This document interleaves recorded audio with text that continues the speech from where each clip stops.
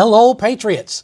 I'm Lee Watts, and this is Patriot Point, a place where you can get Kentucky news and analysis without all of that liberal spin and bias. Well, we just had Thanksgiving, and now we're on to the Christmas season. I know one of the things that I am thankful for this season is the new numbers coming out about Kentucky voter registrations. The latest numbers have come out and show that since the day of Andy Beshear's inauguration, note, I'm not saying since the day he got elected, because I don't think that day ever happened.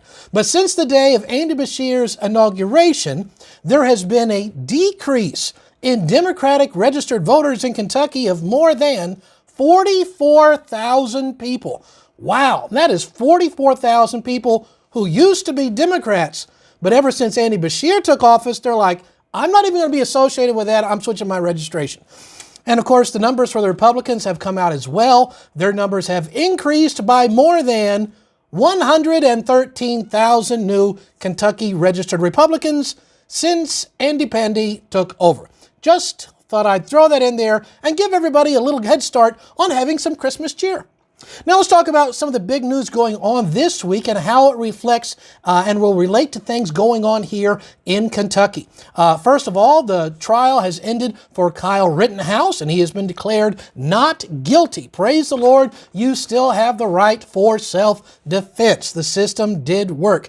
And this is why this story here is driving the liberals absolutely insane, because this is showing the reason that you need to have a weapon with a high-capacity magazine, a high-powered weapon, and this has absolutely shown definitively the reason why you need that. And why did Kyle Rittenhouse need it? And why does conservatives, I encourage you to have such a weapon? Because the left is increasingly violent. And so if they can't get their way, they just riot in the streets, they loot, and that's the reason why you need to have a weapon to defend you and yours and your stuff. And this has proven this entirely. And of course, now they're saying, well, he was just a racist, a white supremacist. Now, keep this in mind. Kyle Rittenhouse was a white guy, and he shot 3 other white guys. Now, somehow the left is saying that makes him a white supremacist. This is again demonstrating the great hypocrisy and detachment from reality where the left is coming from. Now, this is going to relate to a few different bills that we are going to have for a vote here in Kentucky within just the next 30, 45 days. These things could be up for a vote after the first of the year. One of these talking about, hey, everything is racism. That's what CRT teaches. CRT standing for critical race theory. It just teaches all white people are racist, and anybody who's not white, you're oppressed by those people. It is nothing but teaching racism. And the radical racist left is replete with this. Well, we have 2 bills that would help get this out of Kentucky. It would say we are not going to teach this in Kentucky schools. These are bills BR 60 and BR 69. 2 bills with similar wording that accomplish the same ultimate goal, saying we will have no CRT in Kentucky public schools. I hope that you'll contact your legislators about this, because there are other bills which have been written which would require CRT to be taught to your children, racism taught to your kids in the school, and that is BR 427. BR 427 would require this racist CRT to be taught in the schools. On the contrary, BR 60 and BR 69 would forbid CRT from being taught in the schools. So I hope you'll contact your legislator about this and some of the other bills we're going to be talking about. Again, you can send them an email, or if you want to call them, the phone number to call the Kentucky State Capitol to voice your opinion is 1-800-372-7181.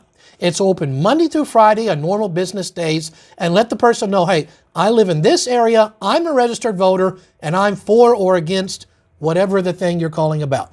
Now, let's talk about another bill that reflects on what we were just talking about. We have right now the Democrats control the Congress, they control the presidency, and they may or may not control the Supreme Court, depending on the attitude that some particular justices wake up with that day. And so I expect there to be a mass shooting incident before 1 year from today is over. Here's the reason why. Because the Democrat, liberal, anti-gun left wants to take away our guns. They've repeatedly, publicly said this. And so everybody knows they're going to lose control of Congress. And that is going to happen by this time next year. So they expect there to be, and unfortunately, a mass shooting somewhere. And they're going to use that as an excuse to try to take away our gun rights. Seeing that this is coming, we have some Kentucky lawmakers who are, as they used to say in the Old West, going to head it off at the pass. There is Bill BR 171. That is bill request number 171. And that would say if the feds come out with some federal gun ban or Biden just kind of makes up a mandate, an executive order seizing guns, Kentuckians will not comply. We do not have to. It's a wonderful cut them off at the pass, preemptive bill to secure Kentuckians' rights to own a weapon. BR 171. Now, speaking on this same topic, this past week we had an incident up in Wisconsin where this nuthead used his SUV to plow through this Christmas parade. He killed 5 people and wounded 48 other people.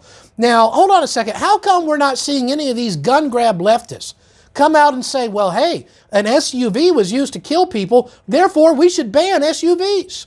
Even if it just saves one life if we ban SUVs, then we should do it. Isn't that what they say? Of course, nobody has come out saying we should ban SUVs. Why? Because they're not blaming the machine that was built.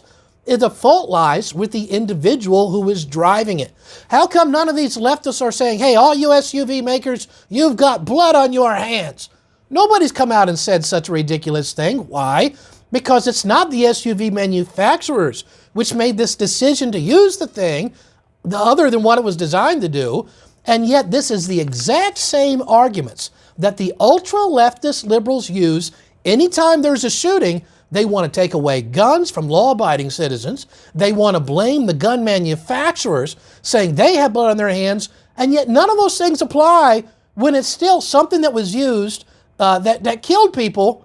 And we see again the hypocrisy of the liberal left and just cutting that off again at the pass.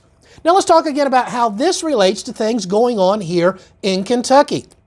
This guy who did this, he has a rap sheet of his criminal record that goes back for the last 30 years, back through the 90s. This guy has committed assault and battery. He's a drug dealer. He's done all kinds of things. He served 2 jail sentences. He was also, checking his social media post, a very outspoken BLM activist. Just thought I'd throw that in as well, simply a matter of the record. And yet, with all of these things, he had been released from jail. And again, we're seeing the trouble with releasing these convicted criminals, being soft on crime, which is what the left does all the time. This is some of the reactions. Well, here's the way this relates to here in Kentucky. Talking about being soft on crime and releasing criminals that then commit crimes. In Kentucky, remember last year that Andy Beshear released a bunch of convicted criminals because of COVID-19. He's like, well, because there's COVID, I think it would be better for the people of Kentucky just to release all of you people. I'm going to pardon you and release you back into the people of Kentucky. Because that's what Andy was thinking. He released last year 1,704 convicted criminals. In the year since that time, according to an article in the Louisville Courier-Journal, these people that Andy Beshear released have committed more than 500 felonies. Whoa, plus more than 300 other crimes.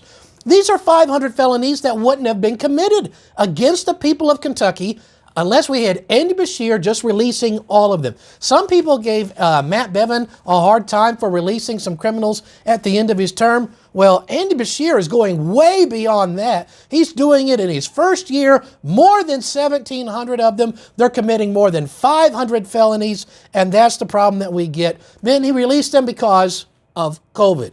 Now, here's something interesting. Did you know that you can't force a person in jail, a convict, to get the COVID vaccine?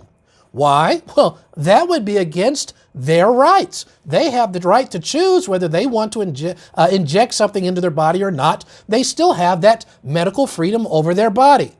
That is the reason why we need another law passed here in Kentucky. It is BR 106. This is a bill I've talked about before. I consider this the most important bill that I've seen in my 12 years in working in Kentucky politics. BR 106 says your job cannot fire you because you refuse to take a vaccine. They can't refuse to hire you. Schools can't keep you from going to that school. Stores can't keep you from shopping there unless you take a vaccine.